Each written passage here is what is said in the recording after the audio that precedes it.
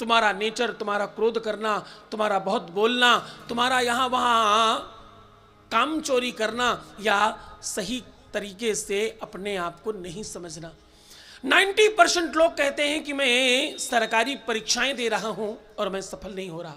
गौर से सुनना, बहुत बड़ी संख्या में लोग हैं ये। मैं सरकारी परीक्षा दे रहा हूं, मैं पास नहीं हो रहा, कुछ उपाय बताओ। एक ही उपाय है, अपने आप को तुम 100 में कितने नंबर देते हो सत्य बताना। तुम जिस परीक्षा को देने जा रहे हो उसके बारे में तुम्हें सच में कितना मालूम है। अपने आप को नंबर दो पहले। जिस दिन तुम अपने को 100 में 90-95 नंबर दे देना, उस दिन आंखें बंद करके जाना और परीक्षा दे देना, तुम पास हो जाओगे। तुम तो हमेशा धक्के में चल रहे हो, बस करना है किसी तरह से परीक्षा में पास हो जाए, बस किसी तरह कैसे पास होगे जरा सोचो तो, विचार तो करो। हाँ, पास तैयारी से हो सकते हो, धक्के से नहीं पास हो सकते। तुम्हें खुद को मालूम है कि तुम्हारी तैयारी ठीक नहीं है, तुम्हें ठीक से मालूम है तुम्हारी तैयारी बिल्कुल अच्छी नहीं है, तुम्हें खूब मालूम है कि तुम पढ़ने में बहुत अच्छे नहीं हो, फिर भी तुम्हें सरकारी नौकरी का प्रयास करना है। गलती किसकी है? गलती तुम्हारी है। तुम 3 अपराध कर रहे हो। पहला अपराध ये कि खुद को समझ नहीं रहे, दूसरा अपराध ये कि तुम अपना समय नष्ट कर रहे हो, और तीसरा अपराध ये कि अपने पैसे बर्बाद कर रहे हो।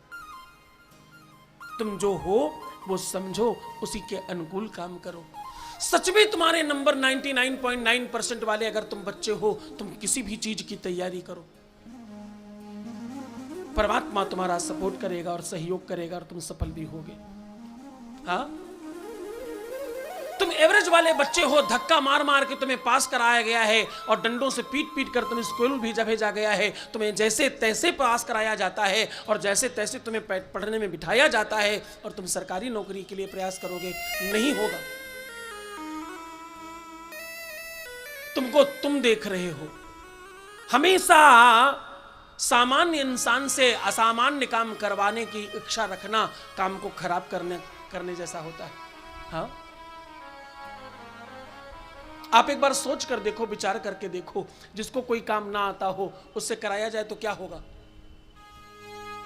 जिसने कभी मोटरसाइकिल नहीं चलाई हो उसको हेलीकॉप्टर उड़ाने को दे दिया जाए तो वो क्या करेगा मालूम? हाँ, वो क्या करेगा पता? वो इस हेलीकॉप्टर को ऐसा बना देगा कि दुनिया में कभी भी किसको देखकर कोई हेलीकॉप्टर तो नहीं कहेगा,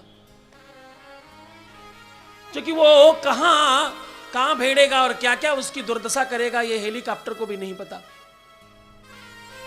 जिसकी सामर्थ्य न हो, कभी भी किसी बंदर को जंगल का राजा नहीं बनाना चाहिए, अन्यथा सब बर्बाद हो जाएगा।